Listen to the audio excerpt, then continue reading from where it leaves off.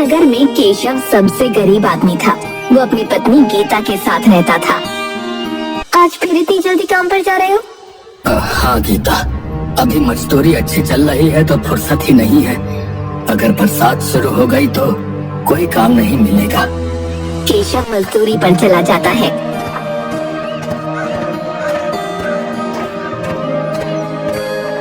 गीता भी अपने दिन भर के काम में जुट जाती है और पानी का मटका गांव के कुएं पर लेकर पहुंच जाती है।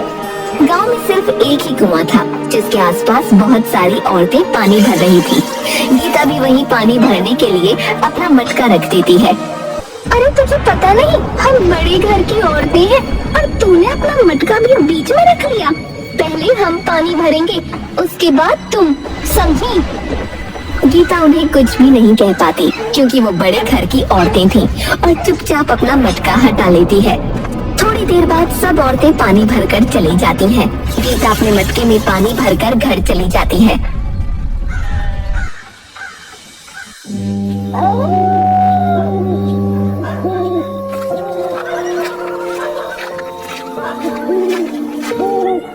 गीता, क्या हुआ?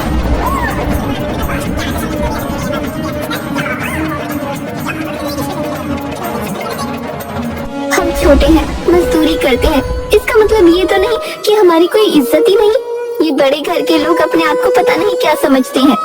अरे गीता, तुम क्यों उनके मुंह लगती हो? तुम्हें तो गोपी भाभी की आदत पता ही है। तुम थोड़ी देर बाद पानी भर लिया करो। क्यों परेशान होती हो इतनी छोटी छोटी बातों के लिए? बताओ।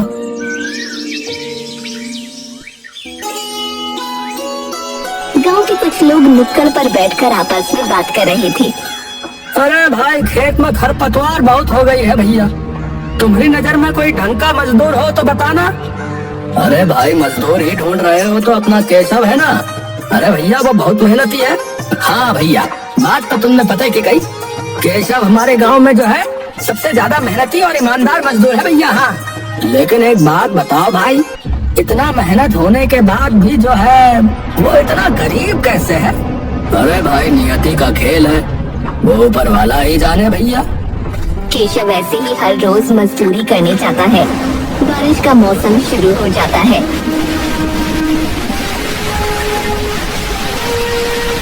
अरे, आज तो कितनी तेज बारिश हो रही है, जैसे आज के बाद कभी बारिश ही नहीं होगी।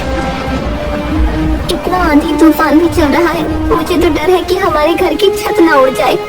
केशव और गीता दोनों खाना खाने के लिए बैठते ही हैं कि उनकी थाली में ऊपर से पानी टपकने लगता है। दोनों ऊपर देखते हैं। अब क्या करेंगे? ऐसे तो घर का सारा सामान गीला हो जाएगा। हाँ, सो तो है। एक काम क्यों नहीं करते, तुम जाकर अपने दोस्त गोविंद से मदद क्यों नहीं मांगते? वैसे भी उनका घर तो कितना बड़ा है, अगर हमारा थोड़ा सामान रख ले तो उनकी बड़ी मेहरबानी हो जाएगी। लेकिन वो हमें बिल्कुल पसंद नहीं करती। हाँ वो तो है, लेकिन गोविंद भैया वो मन के बहुत साफ है, एक बार पूछने में हर्ज ही क्या है। गीता के कहने पर केशव गोविंद के यहाँ जाता है। दूसरी तरफ आहा, कितना अच्छा मौसम है। आज का बारिश होने की वजह से गर्मी की राहत मिली है। कितनी ठंडी ठंडी हवा चल रही है। हाँ, भाग्यवान सो तो है। आज तो गर्मा गर्म पकौड़े खाने का मन कर रहा है। हाँ, क्यों नहीं, मैं अभी महाराज जी से बोलकर पकौड़े बनवाती हूँ। और अंदर चली जाती है।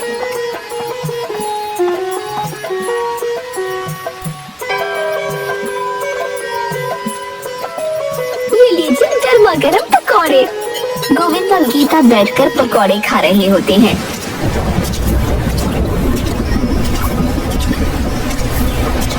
अरे, जो आपका दोस्त इतनी बारिश में कहाँ जा रहा है? पता नहीं गोपी, मुझे तो बहुत दया आती है इस बेचारे पर। एक समय था जब इनका घराना गांव में सबसे ज्यादा अमीर हुआ करता था, लेकिन अब देखो किस्मत का खेल।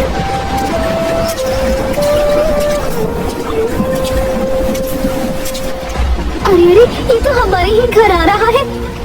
हो सकता है गोपी को कुछ जरूरी काम हो। अरे ऐसा क्या जरूरी काम आन पड़ा? वैसे भी इन भिखारियों को अपने घर में न घुसने दूंगी मैं। ऐसा मत कहो गोपी, मैं जाकर देखता हूँ। केशव दरवाजा खटखटाता है। अरे केशव, क्या हुआ? कोई मुसीबत आन पड़ी है क्या? मुसीबत? ये बरसात एक मुसीबत ही तो है हम जैसे गरीबों के लिए। वैसे मैं तुमसे ये पूछने आया था कि क्या तुम हमारे घर का जरूरी सामान जो है वो कुछ समय के लिए रख लोगे? अगर सामान हमारे घर में रहा तो सारा सामान जो है गीला हो जाएगा। तभी पीछे से गोपी आ जाती है।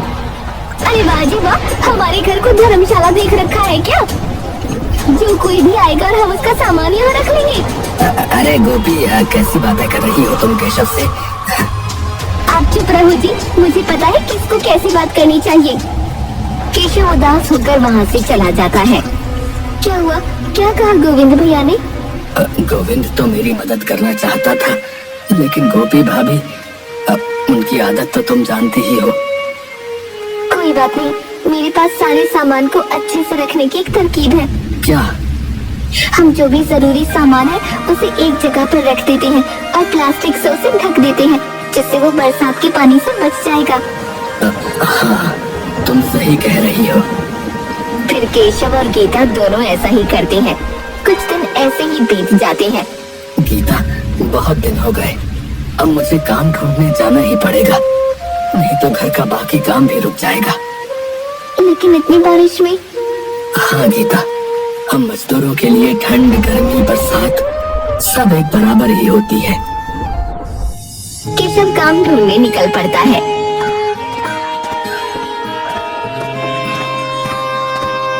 अरे भाई साहब, आपके यहाँ कोई काम है? अरे नहीं नहीं भैया, इतनी बरसात में मैं तुम्हें क्या काम दूंगा। अभी कोई काम नहीं है, जब आएगा तब मैं बता दूंगा, ठीक है? केशव गांव में हर जगह काम ढूंढने के लिए भटक रहा था। कभी उसकी नजर गांव के चौक पर पड़ती है। अरे भैया, ये चौक मैदान में आज इतनी हलचल क्यों है? अरे तुम्हें नहीं पता, 15 दिन बाद शहर के कुछ लोग यहाँ आनंद मेला लगाने वाले, बहुत बड़ा मेला होने वाला है। यहाँ दूर दूर से गांव और शहर के लोग आएंगे भाई। तो भाई साहब, क्या मुझे यहाँ कुछ काम मिल सकता है? काम? अरे भैया, काम क्यों नहीं मिलेगा, जरूर मिलेगा। वैसे भी हमें मेले की तैयारी करने के लिए बहुत से मजदूरों की जरूरत है, तो तुम भी हमारी थोड़ी मदद करवा दो। केशव खुश होकर उनकी मदद करवाने लगता है। रात को क्या हुआ? कोई काम मिला? हाँ गीता, तुम्हें पता है हमारे गांव में 15 दिन बाद एक बहुत बड़ा आनंद मेला लगने वाला है। वहाँ बहुत दूर दूर के गांव और शहर के लोग आएंगे। मेले का आयोजन करने वाले को मजदूर की जरूरत थी और मुझे काम की, तो बस मुझे वहाँ काम मिल गया। ये तो बहुत अच्छी बात है। मैंने भी आज पास के कुछ घरों में काम ढूंढने के लिए बात की थी, तो उनमें से कुछ घरों में काम वाली की जरूरत थी। मैं भी वहाँ कल से काम शुरू कर दूंगी। थोड़ी देर बाद दोनों खाना खाने के लिए बैठ जाते हैं। खाना खाते वक्त केशव कुछ सोच में पड़ जाता है। अरे क्या हुआ? क्या सोच रही हो? कुछ नहीं, बस अपने बचपन के दिन याद कर रहा था। कैसे मैं पिताजी के साथ हमारी मिल में जाकर मस्ती किया करता था। पिताजी ने हमें किसी भी चीज की जरूरत महसूस नहीं होने दी थी, लेकिन आज मेरी वजह से तुम्हें भी दूसरों के यहाँ जाकर काम करना पड़ रहा है। जरूर ये सब मेरे पिछले जन्मों के कर्मों का फल है। आप मन छोटा मत कीजिए। वैसे भी इन सब में आपका क्या दोष? वैसे मैं सोच रही थी क्यों ना गांव के मेले में हम भी किसी चीज का ठेला लगाएं। दूर दूर से लोग आएंगे तो मुनाफा भी बहुत होगा। अरे लेकिन मैंने तो जब से होश संभाला है तब से मजदूरी करने के अलावा और कुछ नहीं किया। अरे ऐसे क्यों कहते हो? याद करो, जब हमारी नई नई शादी हुई थी तब उस मिल में हमने भी काम करवाया था। मुझे आज भी याद है, पिताजी ने हम दोनों को भी कपड़े बनाना सिखाया था। लेकिन कुछ सामान भी तो नहीं है। अरे लेकिन अभी मेले में भी तो समय है। हम दोनों मिलकर कुछ ना कुछ काम करेंगे तो मेले तक कम से कम इतने पैसे तो आ ही जाएंगे कि कुछ जोड़ी कपड़े बना सके।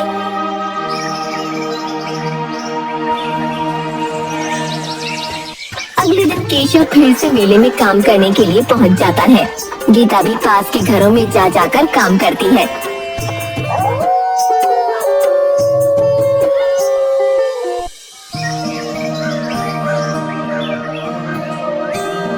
देखिए जी, मैंने 7 दिनों में 800 रुपए कमा लिए हैं।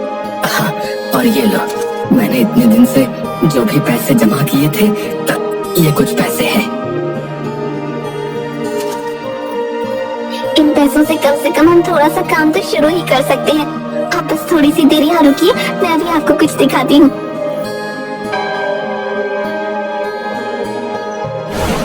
अरे ये तो पिताजी की मशीन है ना?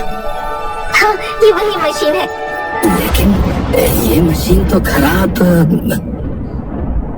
नहीं, बस जाम हो गई थी। मैंने अच्छे से इसमें तेल डलवा लिया है और अब ये फिर से चलने लग गई है। तुम तो बहुत समझदार हो गई हो गीता। गीता भी मुस्कुराते हुए मुंह बना लेती है।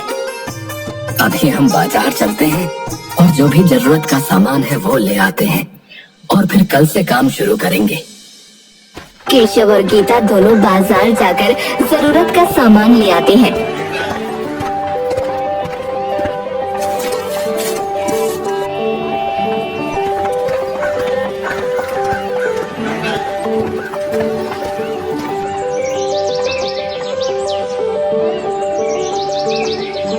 अगले दिन गीता मशीन पर स्वास्तिक बनाकर उसकी पूजा करती है और दोनों अपने पिता का आशीर्वाद लेकर काम शुरू कर देते हैं। थोड़ी देर में देखिए, सही तो बना है ना? हाँ गीता, ये तो बिल्कुल वैसा ही बना है जैसा पिताजी बनाया करते थे। गीता और केशव पूरे दिन घर में बहुत से कपड़े बनाते हैं। गीता, मैंने इन सभी बर्तनों में रंग घोल दिए हैं। अब तुम मुझे बता दो कितने कपड़े कौन से रंग में रंगने हैं। केशव और गीता दोनों मिलकर उन कपड़ों में रंग कर देते हैं। अगले दिन इन कपड़ों में रंग होने के बाद एक नई ही जान आ गई है। अब हम बिल्कुल वैसे ही कपड़े बनाएंगे जैसे पिताजी बनाया करते थे। हाँ गीता, उनके कपड़ों की तो बात ही कुछ अलग थी। गीता अपने हाथों से कुछ कपड़ों पर मोर तो कुछ कपड़ों पर तोता, कुछ पर फूल बना देती है और ऐसे ही करते करते वो सभी कपड़े तैयार कर देती है। अरे गीता, तुमने कितने समय पहले ये सब काम सीखा था और आज कपड़ों को बिल्कुल वैसे ही तैयार कर दिया जैसे पिताजी ने सिखाया था। अब बातें बनाना छोड़िए, इन सारे कपड़ों की घड़ी करवा लीजिए। परसों मेले में भी तो ले जाने हैं। हाँ श्रीमती जी, आपका हुक्म सर आंखों पर। गीता और केशव दोनों उन कपड़ों को अच्छे से घड़ी करके एक झोले में भरकर रख देते हैं। मेले वाले दिन दोनों बोरी भर के चौक मैदान की तरफ जाने लगते हैं।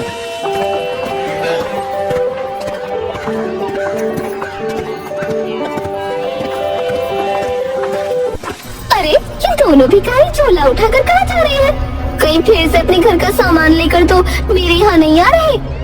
थोड़ी देर तक गोपी उन पर नजर टिकाए रखती है। देखते ही देखते वो दोनों आगे निकल जाते हैं।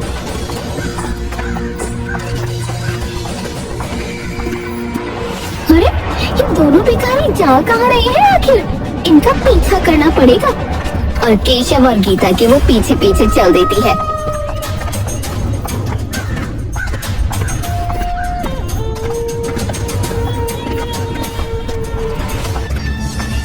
वैसे ये दोनों क्या लेकर जा रहे हैं?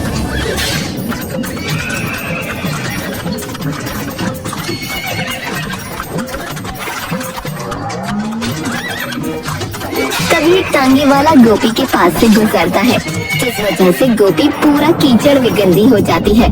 अरे नास बेटी, तुझे इतनी बड़ी औरत न दिखती? कहाँ गए? कहाँ चले गए वो दोनों? और इधर उधर देखने लगती है। इधर केशव और गीता दोनों एक जगह पर अपनी दुकान लगा लेते हैं। अरे देखिए, ये साड़ी कितनी सुंदर है और कितनी नई डिजाइन की है। हाँ ये तो बहुत सुंदर है और तुम पर बहुत जचेगी भाई। हाँ भाभी जी, ये साड़ी आप पर बहुत जचेगी। ये मात्र 500 रुपए की है। क्या सिर्फ 500 रुपए की? और इतनी सुंदर साड़ी? तो फिर आप मुझे 2-3 साड़ियाँ दे दो। गीता और केशव दोनों खुश होकर वो औरत जो भी साड़ी मांगती है वो दे देते हैं। गोपी दिन भर चुपके से उन दोनों पर नजर रखे हुए थी। अरे इन दोनों को कुछ न कुछ तो करना ही पड़ेगा। अच्छा जी, कपड़ा व्यापारी बनना है। रुको, तुम दोनों को रास्ते पर लाती हूँ।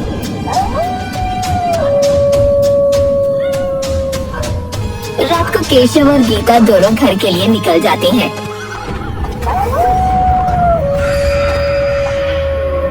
इन दोनों का कुछ न कुछ तो करना ही पड़ेगा। बहुत हवा में उड़ रहे हैं ना, अभी इनकी हवा फुस करती हूँ।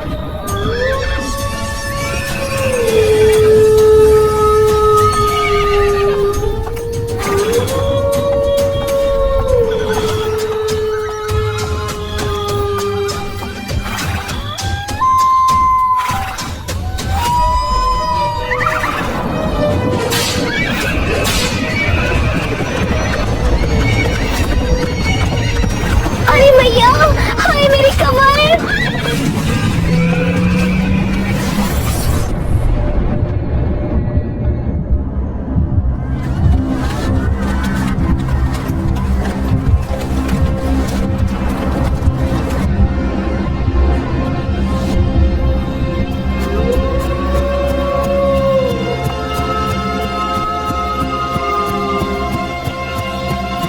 अरे रे, घोड़े की वजह से एक्सीडेंट हो गया। चलो देखते हैं कौन है। अरे गीता, हमें इस आदमी की मदद करनी चाहिए। ये देखिए, इस गाड़ी के अंदर कुछ और नहीं बल्कि केशव के स्वर्गीय पिताजी श्री कन्हैया लाल जी की छोटी सी तस्वीर पड़ी हुई थी। गीता और केशव दोनों उस आदमी को उठाकर अपने घर ले जाते हैं और रात भर उस आदमी का ख्याल रखते हैं। भाई साहब, आप ठीक है? हाँ बहन जी, मैं ठीक हूँ। आपका बहुत बहुत धन्यवाद। अगर रात को आप लोग मुझे नहीं उठाते तो कुछ भी हो सकता था। फिर उसकी नजर दीवार पर टंगी फोटो पर जाती है। ये तस्वीर यहाँ, ये मेरे स्वर्गीय पिताजी हैं। वैसे हमें आपकी गाड़ी में उनकी ये तस्वीर मिली। आप इन्हें कैसे पहचानते हैं? आपकी इस हालत के जिम्मेदार मेरे मनहूस पिताजी हैं। मैं किस मुंह से माफी मांगू, लेकिन मेरी हाथ जोड़कर आप लोगों से विनती है, मेरे परिवार को क्षमा कर दीजिए। केशव को कुछ समझ नहीं आ रहा था। साफ साफ बताओ, पहेलियां मत बुझाओ। मेरे पिताजी आपके पिताजी की मिल में ही काम करते थे, लेकिन जलन के कारण उन्होंने और उनके एक मित्र ने फैक्ट्री में आग लगवा दी और मिल पर पहले से ही 10 लाख का कर्जा था, जिसकी वजह से आपके पिताजी की सारी जमीन और घर सब कुछ बिक गया और आपके पिताजी को यहाँ आना पड़ा। लेकिन अब आपके पिताजी कहाँ हैं? वो एक दिन घर पर थे और घर में गैस का सिलेंडर फट गया और मेरे पिताजी का पूरा शरीर जल गया। आखिरी समय पर उन्होंने हमें सारी बातें बताई। शायद उन्होंने जो आपके पिताजी के साथ किया था, भगवान ने उसी की सजा उन्हें दी थी। लेकिन मैं उनकी तरफ से आपसे माफी मांगता हूँ। और हाँ, आप मेरे साथ चलिए। मेरे पिताजी की वजह से आपकी ये हालत हुई है, मैं आपको ऐसे नहीं जाने दूंगा। अरे भाई साहब, गांव छोड़ना होता तो कब का छोड़ देते। अपनी मिट्टी से बहुत प्रेम था पिताजी को, और मुझे भी। अब मैं यहाँ से कहीं नहीं जा सकता। अब आप मेरे साथ शहर चलिए और वहाँ चलकर अपना काम शुरू कीजिए। मैं मेरे पिताजी की तरफ से प्रायश्चित करना चाहता हूँ। अब देखो, अगर तुम सच में प्रायश्चित करना ही चाहते हो तो हमें धन दौलत की भूख नहीं है। हमें मेहनत से कमाया हुआ 2 वक्त का खाना मिल जाए, हम उसी में खुश हैं। हमें गांव में ही एक छोटा सा कपड़ा कारखाना और कुछ सिलाई मशीन दिलवा दीजिए। हम उससे मेहनत करके अपने पिताजी का कारोबार दोबारा खड़ा करना चाहते हैं। बहुत अच्छी सोच है जी। जरूर जरूर भाई साहब, जरूर करूंगा। उसके बाद उस आदमी ने ठीक वैसा ही किया जैसा केशव ने उसे कहा था। और गांव में केशव और गीता पूरे जोर से काम करने लगे थे और गांव की कुछ और औरतों को भी गीता के कारखाने में काम मिल गया था। उनकी मेहनत रंग लाई और कुछ ही समय में उनका कारोबार ऊंचाइयां छूने लगा।